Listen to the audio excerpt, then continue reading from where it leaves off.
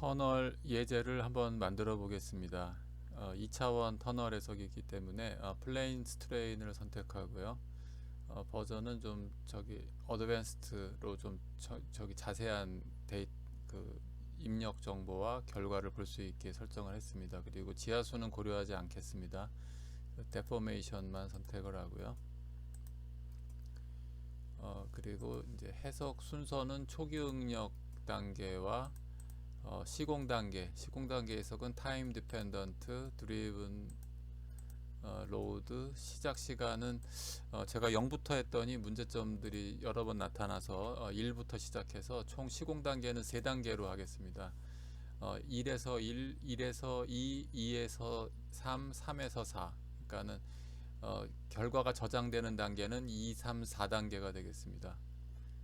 하중 분담률을 이제 적용하려고 하는데요. 하중 분담률은 2, 3, 4 중에서 이제 50, 25, 25로 제한되도록 하겠습니다. 머티리얼 프로퍼티는 락의 모 쿨럼 모델. 예. 그리고 일래스틱 모듈러스는 10의 5승 그리고 0.3. 단위 중량은 23kN. 뭐 지하수는 체크되어 있지만 입력하지 않고요. 비선형은 이제 점착력이 200kPa, 내부 마찰각이 30도, 그리고 인장 강도는 고려하지 않고요. 그리고 이제 팽창도 이제 팽창 컷오프도 고려하지 않고 팽창각은 0도로 설정했습니다. 그리고 쇼크리트에 해당하는 빔 요소. 일단 쇼크리트는 이제 소프트 쇼크리트로 모델링을 하고요. 탄성 계수는 이제 5 곱하기 10의 5승 킬로뉴턴 퍼 스퀘어 미터, 그리고 포화 승비는 0.2. 이게 이제 그 시작되는 소프트 쇼크리트의 탄성 계수고요. 로드 펑션으로 탄성 계수가 소프트 쇼크리트에서 하드 쇼크리트로 이제 시간이 지남에 따라서 시공 단계에 따라서 탄성 계수가 약 3배 정도 증가할 거거든요. 그래서 하드 쇼크리트의 그 물성치 변화하는 것을 이제 로드 펑션으로 정의합니다. 그래서 쇼크리트가 처음 타설된 2단계 뭐 상관없죠.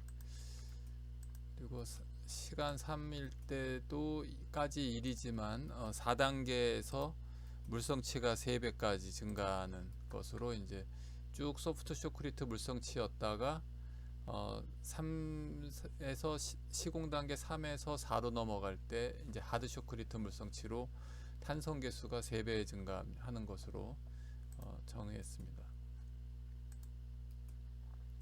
그리고 단위 중량은 웨이트리스, 그러니까 중량이 없는 것으로 가정하고요.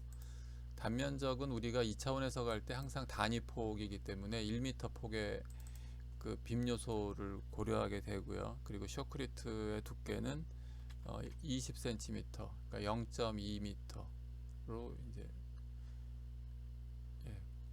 고려했습니다.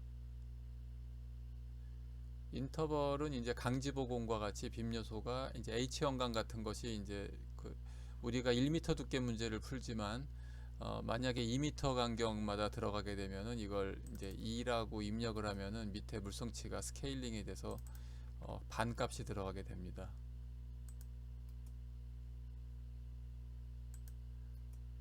오케이, 다시 한번 들어가 보겠습니다. 인터벌. 오케이.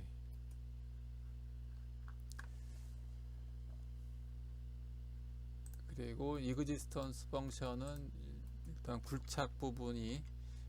터널의 굴착 부분은 처음부터 이제 1단계 시공 단계 1단계 들어가면서 바로 사라져 버리기 때문에 존재하는 기간이 0에서부터 1까지고요. 그리고 쇼크리트는 시공 단계 2부터 존재하게 되죠. 그래서 2부터 무한히 존재하는 것으로 모델링을 했고요. 로드 펑션에서 우리가 두 번째 로드 펑션으로 하중 분담률을 정의하겠습니다. LDF 펑션은 처음에 그 언로딩, 그 우리가 그 굴착 하중 같은 경우에는 언로딩 하중으로 적용을 하기 때문에 50, 25, 25인 경우에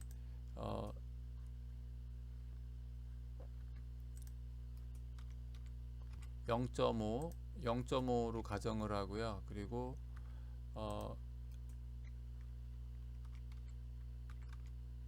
3단계에서는 이제 추가로 0.25를 더 언로딩을 하면은 총 1에서부터 0.25까지 감소하게 되고요. 4단계에서는 모든 굴착 하중이 제하되도록 이렇게 가정을 할 수가 있습니다. 그러면은 굴착이 종료되는 시점까지는 50%, 소프트 셔크리트가 설치된 상태에서는 총 75%, 그리고 굴착이 완료돼서 한참 이제 하드 셔크리트가 되고 시간이 많이 경과된 이후에는 모든 굴착 하중이 다 제하되는 것으로 언로딩 0.5, 0.25, 1로 떨어지는 그 로드 펑션을 정의하겠습니다. 자, 그럼 이제 메쉬 제너레이션을 해보겠습니다. 메쉬 제너레이션은 마크로 오브젝트 라인 2포인트 0에서부터 0 그리고 50에서 0, 그 지표면이 아니군요. 0에서 30, 지표면의 높이가 30이죠. 그리고 50에서 30.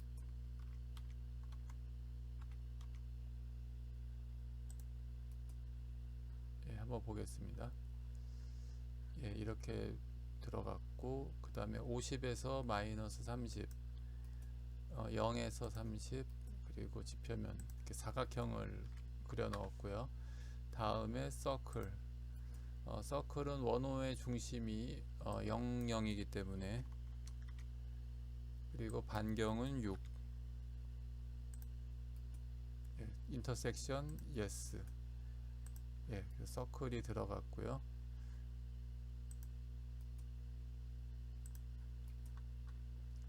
그리고 터널을 우리가 원형 터널로 모델링을 안 하고 이제 대충 그 마제형 터널처럼 만들려고 그러는데요. 바닥의 높이가 0, 마이너스 2 그리고 10 마이너스 2라고 하면 인터섹션 yes. 지울 수 있습니다. 그러면 라인까지 같이 지워지고요. 바닥도 사실은 필요 없죠. 그리고 그 라인을 하나 더 넣겠습니다.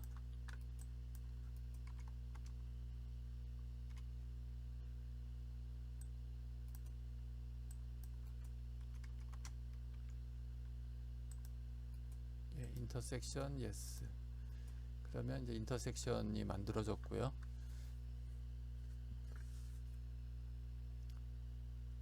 그리고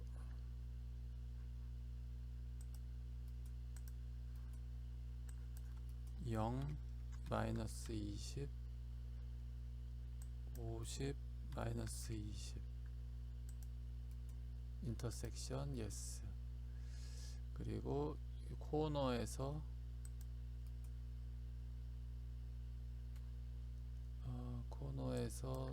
20, 마이너스 20까지 인터섹션 yes.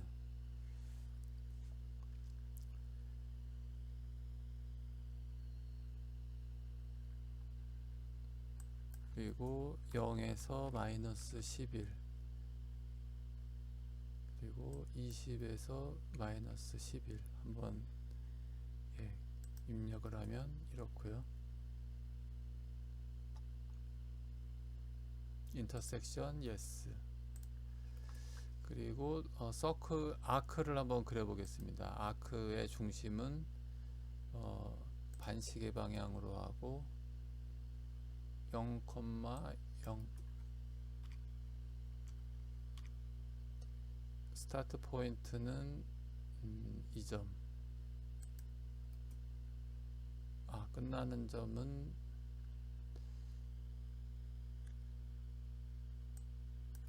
17, 0.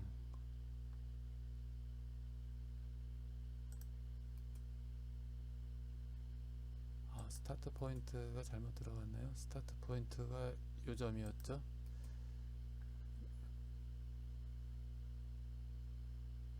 미리 포인트를 넣어야 되나요? 좀 복잡하네요.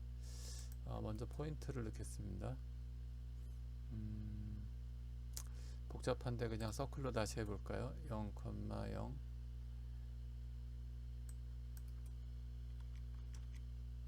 반경을 17.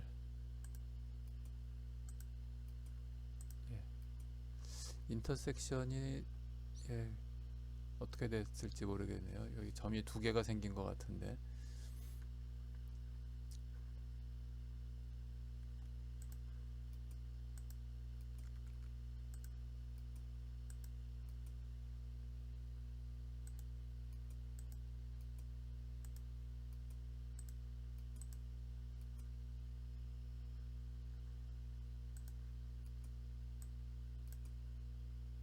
포인트가 여러 개가 생겼군요. 그러면은 이 부분을 좀 수정을 하는 게 좋을 것 같습니다.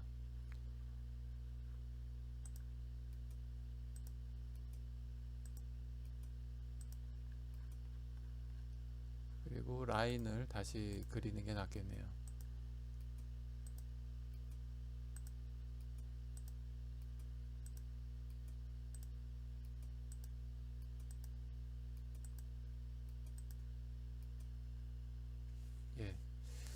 이 상태면은 메시 제너레이션을 할 수 있을 것 같습니다. 자, 이렇게 돼 있으면은 우리가 서브 도메인을 먼저 만들어야 되겠죠. 마크로 모델 서브 도메인 패곡선 안에 점을 클릭을 하면 서브 도메인이 생성이 됩니다. 그리고 이제 버추얼 메쉬를 만들 수가 있는데 뭐 규칙성이 없게 이제 자동 메쉬로 하면은 이제 언스트럭처드 그리고 최대 한 변의 길이 최대 0.4m.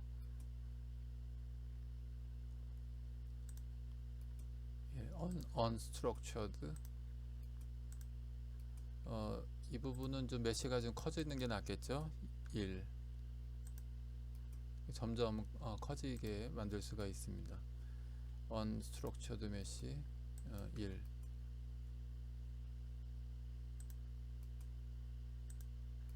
언스트럭처드 메쉬 1. 이제 멀어질수록 좀 더 크게 만들 수가 있습니다. 최대 엣지의 길이를 2m로 하고요. 언스트럭처드 메쉬 2.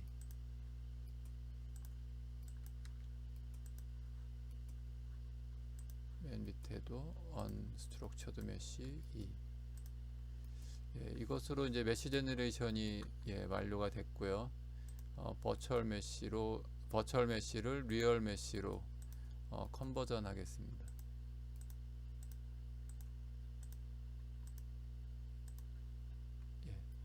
리얼 메쉬가 완성이 됐고요.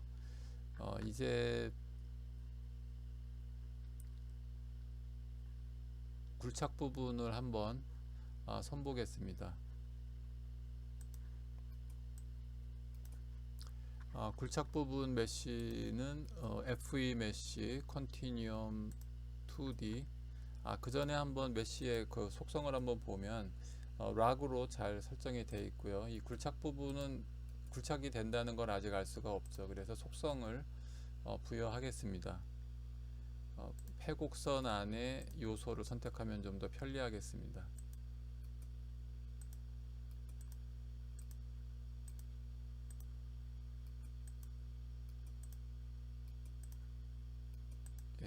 이렇게 되면은 요소들이 선택이 됐고요.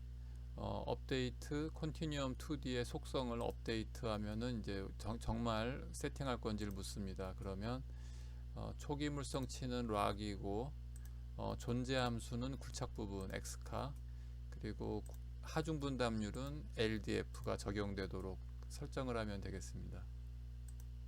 예, 오케이. 선택 취소. 다음에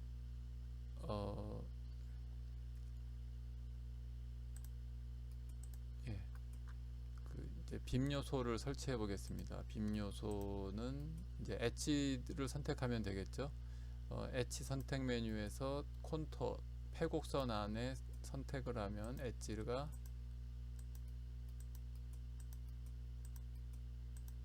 굴착 바닥면은 빼고요. 측면과 윗부분만 엣지를 선택하겠습니다.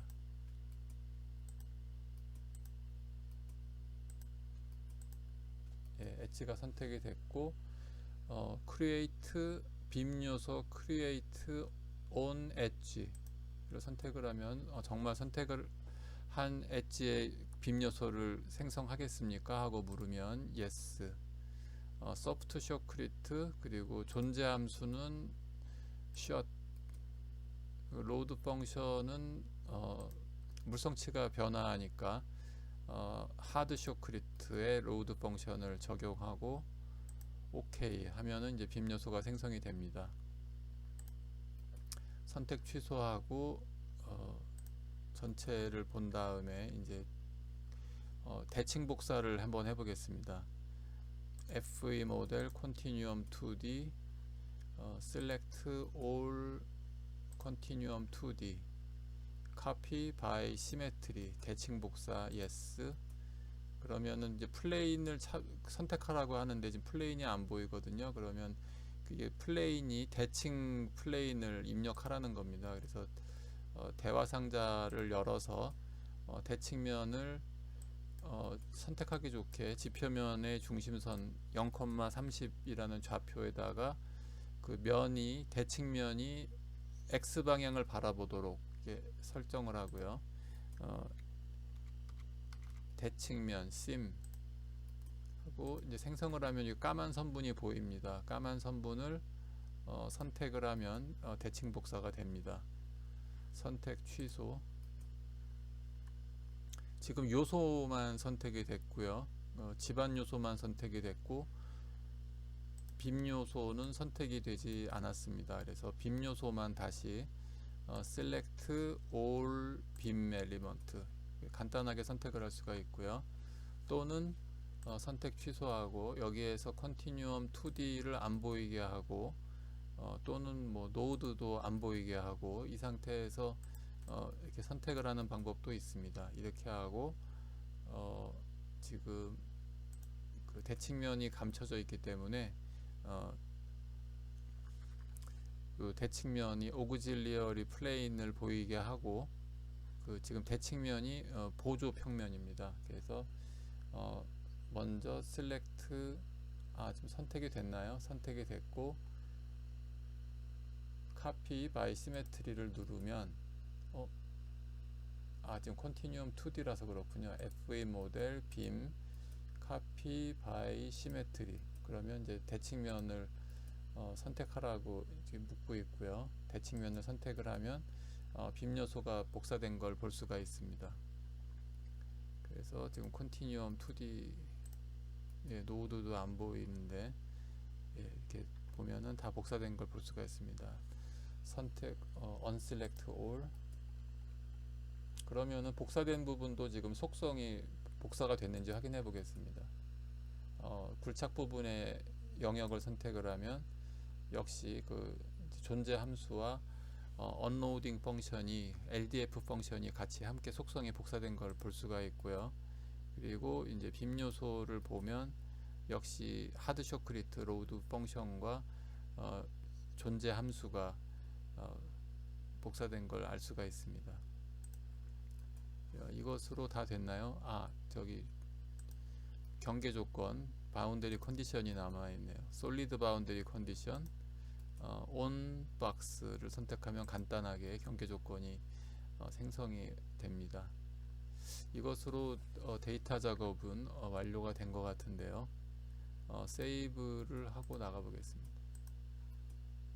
예, 언타이틀드로 지금 저장이 됐는데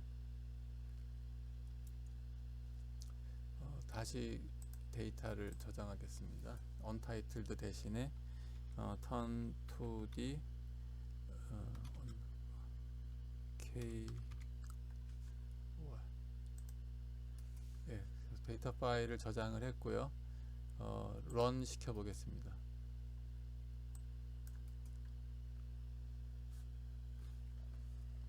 예, 지금 이니셜 스테이트를 계산하고 있고요. 솔버는 뉴튼 랍슨, 그리고 리니어 이퀘이션 솔버는 스카이라인 솔버를 쓰고 있습니다. 이런 거는 이제 선택을 바꿀 수도 있습니다. 시간이 3이고 4단계까지 갔으니까 계산이 거의 끝났고요. 결과를 보겠습니다. 예, 최종 단계, 기본적으로 ZSOI는 항상 최종 단계를 보여줍니다. 그래서 확대를 해보면 예, 이런 형상이고요.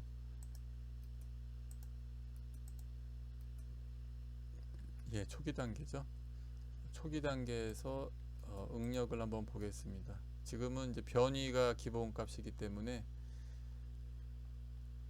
지금 디스플레이스먼트이기 때문에 초기 단계에는 디스플레이스먼트를 보여주지 않습니다. 원지반에는 변이가 없죠. 그래서 응력을 보겠습니다. 버티컬 스트레스, 예, 버티컬 스트레스가 1380kPa, 그리고 수평 방향 응력은 상당히 작네요. 절반에 미치지 못하는 값인데 이거는 우리가 K0 조건이 적용되지 않았기 때문입니다. 불착을 하면은 이제 응력이 굴착면 부분에 집중이 되고 이 사이드 부분에 집중이 되고, 그리고 바닥은 그 이완되는 걸 볼 수가 있습니다. 예. 그래서 그 상부하중이 하부에 전달되는 걸 볼 수가 있고, 이제 바닥은 느슨해지는 걸 볼 수가 있습니다. 변형도를 보면 스케일이 너무 과장됐죠. 5배 과장된 스케일로 보겠습니다. 예, 이렇게 됐고, 소속 영역을 보면 소속 영역이 약간 발생한 걸 알 수가 있습니다. 예, 변이는 이제 그 결과, 이 맵이라는 게 콘타인데 컨티뉴엄은 이제 요소 결과, 노덜 결과는 이제 변이 또는 간극 수압 같은 걸 볼 수가 있습니다. 최대 변이가 5.6cm 천단에서 발생을 하고 있고, 바닥은 약 7cm 정도 솟아올랐습니다. 4.5cm, 3.2cm. 시공 단계에 따라서 하중 분담률이 잘 적용된 것을 알 수가 있습니다. 반면에 연직 변이는 5.6cm가 발생을 하는데 수평 변이는 얼마가 발생했을까요? 1mm도 발생을 하지 않고 있습니다. 1cm도 8.9mm니까는요. 최대. 예, 대칭 결과가 잘 나타나고 있습니다. 이 콘타가 너무 많아 보이면 콘터의 개수를 줄일 수 있습니다. 콘터의 개수가 지금 20개인데 등고선 간격이 10개로 줄이면 너무 러프하네요. 너무 줄였나요? 예, 좀 이상하네요. 맥시멈이 없어서 그렇군요.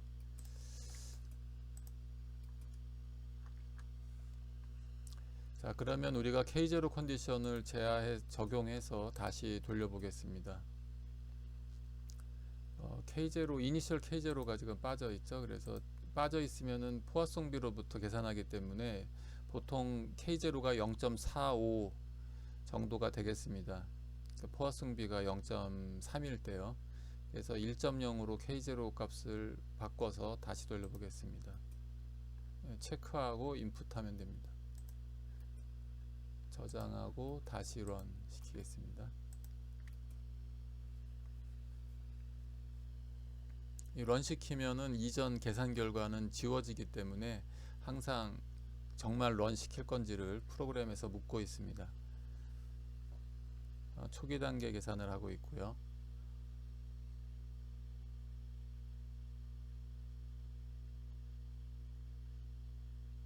예, 결과를 보겠습니다. 자, 그러면은 이제 버티컬 디스플레이스먼트가 아까 5. 몇 cm였는데 4.2cm로 감소했고요. 예, 변이가 대체로 감소했습니다. 그 측압비 눌러주니까 오히려 지표면이 위로 약간 올라가는 그런 효과가 있네요. 그러면 수평 변이는 아까 최대 1cm 미만이었는데 최대 지금 2단계에서 1.8cm, 3단계에서 2.5cm, 그리고 4단계에서 3cm가 넘게, 그러니까 K0 값에 의해서 터널 변이가 상당히 많이 그 좌지우지 되는 것을 우리가 볼 수가 있었습니다. 빔 요소의 결과는 result in beam, truss, pile, nail 뭐 이런 그 메뉴를 선택하면 볼 수가 있습니다. 예, 지금 과장된 스케일로 빔 요소의 밴딩 모멘트 다이어그램을 보고 계십니다. 스케일을 보면 밴딩 모멘트인데요. 오토매틱 스케일에서 스케일을 많이 매뉴얼 스케일로 0.2를 팩터를 곱해주면 이런 식으로 밴딩 모멘트 다이어그램을 볼 수가 있습니다. 충력을 그리면 충력도 한 10분의 1 크기로 한번 그려보겠습니다. 예, 충력은 골고루 분포하는 걸 볼 수가 있습니다. 밴딩 모멘트를 한번 안 보이게 설정해 보겠습니다. 밴딩 모멘트를 안 보이게 하고 예, quantity to be plot as color map. 예, 충력을 컬러 맵으로 보겠다.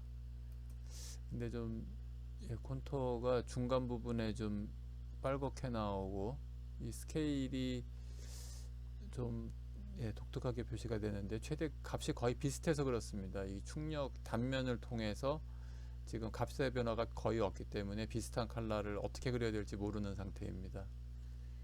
예, 최대 충력이 378kN이 되겠습니다.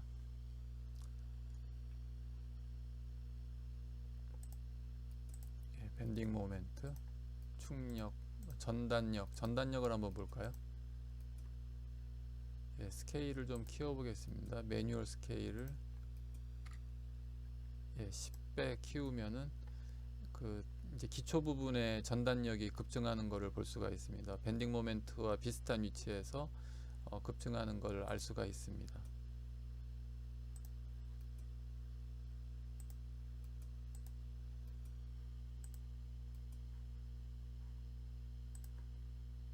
예, 소속 영역을 다시 보겠습니다. 예, 아까보다 오히려 감소했네요. K0가 1.0일 때가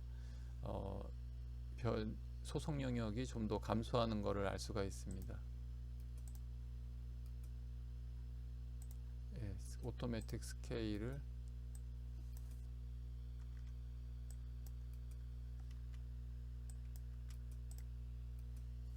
변이 벡터를 보고 계십니다. 그리고 다시 주응력 벡터를 보겠습니다. 주응력 벡터를 보면 응력 아치를 볼 수가 있습니다. 예, 이니셜 단계에서는 이러네요.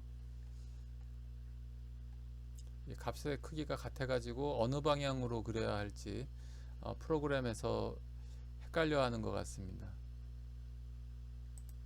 스케일을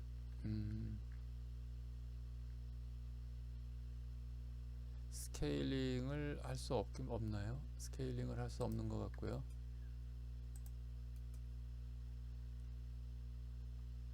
최대 주응력과 최소 주응력의 크기가 좀 차이가 작지만 굴착 부분에서는 확실히 차이를 우리가 여기 있네요. 스케일을 한 10분의 1로 한번 줄여서 보겠습니다. 우리 터널을 굴착을 하면 굴착 하중 언로딩에 의해서 굴착 방향에 대해서는 감소하고, 그러니까 노멀 레이디얼 방향으로는 감소하고 접선 방향으로는 증가하는 것을 볼 수가 있습니다. 이게 바로 굴착 해석을 할 때 우리가 볼 수 있는 주응력 벡터 형태입니다. 그리고 하중이 증가함에 따라서 점점 최대 주응력과 최소 주응력의 그 비율이 커지는 것, 차이가 커지는 것을 알 수가 있습니다. 처음에는 이렇다가 등방 형태를 갖고 있다가 굴착을 하면 그 등방 응력이 깨져서 1대 4 뭐 이런 식으로 응력의 비가 점점 커지는 것을 볼 수가 있습니다. 그러면서 그 굴착 바닥면을 보면 거의 그 반경 방향 응력은 존재하지 않는 것을 알 수가 있죠. 거의 뭐 인장 상태로 들어가기 직전입니다. 이 레이디얼 방향으로는요. 그리고 탄젠셜 방향으로는 이제 증가하는, 그리고 그 우각부가 항상 소속 영역이 많이 증가하는 이유가 상부 하중이 이 부분에 집중되기 때문입니다. 그래서 최대 주응력은 커지고 최소 주응력은 작기 때문에 이 차이가 커지면 그게 바로 전단력이 되고 전단 응력이 되고 전단 성분이 커지면 이제 바로 그게 소속 영역이 되는 거죠. 이 부분인데 오히려 그 소속 영역은 최대 응력 집중 부분보다 약간 옆에 이웃한 요소에서 소속 영역이 발생했네요. 다시 응력 벡터를 보겠습니다.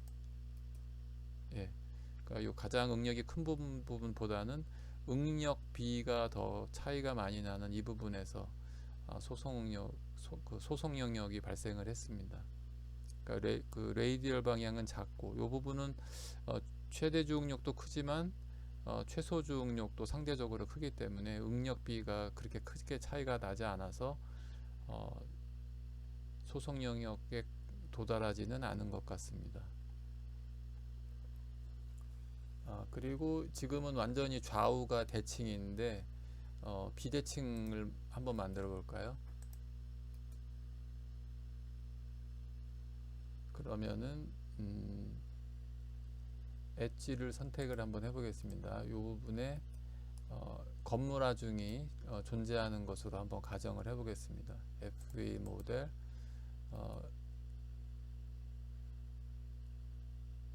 로드 서피스 로드 온 엣지. 그러면 건물 하중이 연직 방향으로 한 200kPa 정도 작용한다. 하중이 어떻게 할까요? 이걸 새로 추가를 할까요? 이니셜 스테이트부터 존재하는 것으로 하는 게 괜찮겠네요. 그러면은 0으로 하는 게 낫겠습니다. 그러면은 이제 이니셜 상태에서부터 원재 반응력이 존재하게 됩니다. 이 상태에서 저장하고요. 런 시켜 보겠습니다. 아마 이니셜 단계에서 수렴을 하기 위해서 상당히 고민할 것 같습니다. 프로그램이. 계산 시간이 이니셜 스테이트에서 좀 많이 늘어날 것 같습니다.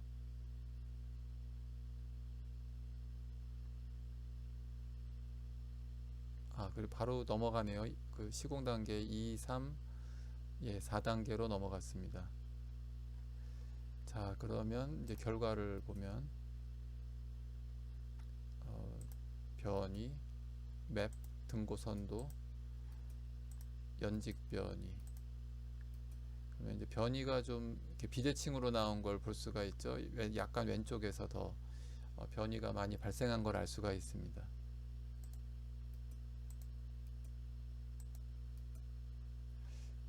그리고 하중의 제하 시점이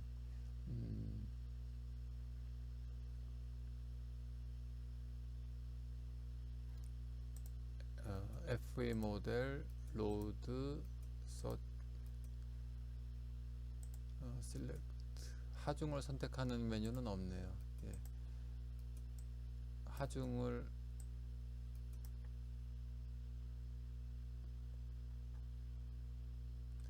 엣지를 다시 선택해야 되나요? 엣지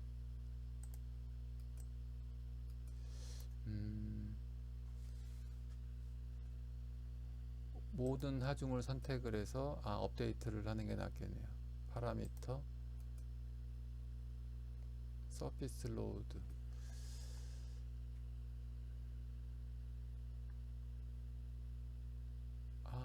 제가 실수했나요?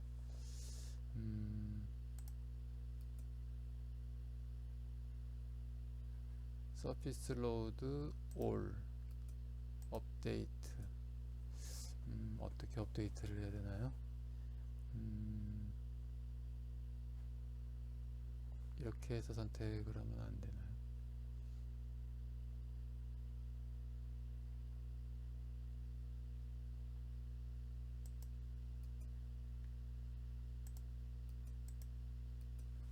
예, 하중이 존재 함수로 해야 되나요? 로드 펑션 하중은 존재 함수가 아니라 그냥 로드 펑션이네요.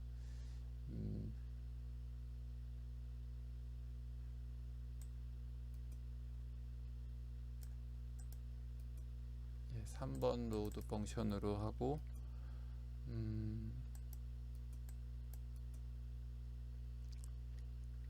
빌딩 하중을 3번 하중으로 추가를 하고요. 시간이 4일 때는 없다가 시간이 5일 때 하중이 증가하는 것으로, 그러니까 시간 단계를 하나 더 주는 거죠. 예, 오케이. 그러면은 다른 하중도 같이 업데이트가 됐군요.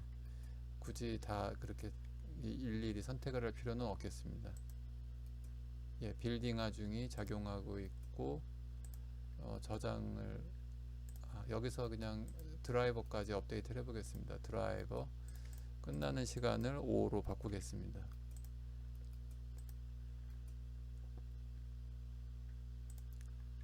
세이브 예스. 다시 해석을 해보겠습니다.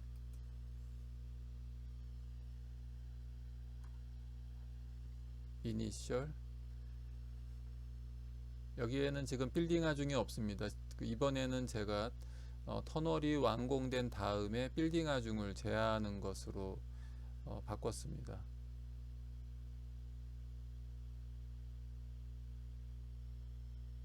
지금 5단계까지 계산이 끝났고요. 결과를 보면 최종 단계에 하중이 작용하고 있고 앞으로 가면 하중이 없는 것을 알 수가 있습니다. 맵 면직 변이 오케이. 아까랑은 다르죠. 대칭으로 가다가 터널이 완공된 다음에 빌딩이 올라갔습니다. 그러니까 빌딩에 의해서 지표면 치마가 약 10cm 정도 발생한 것을 알 수가 있습니다. 터널의 변이도 이제 비대칭으로 되는 걸 알 수가 있고요.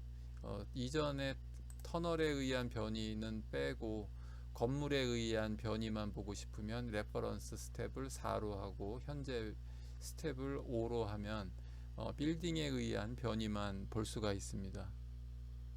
빌딩에 의해서 터널 변이가 약 최대 노란색 다음에 요색이니까 약 3cm 정도 발생한 것을 알 수가 있습니다.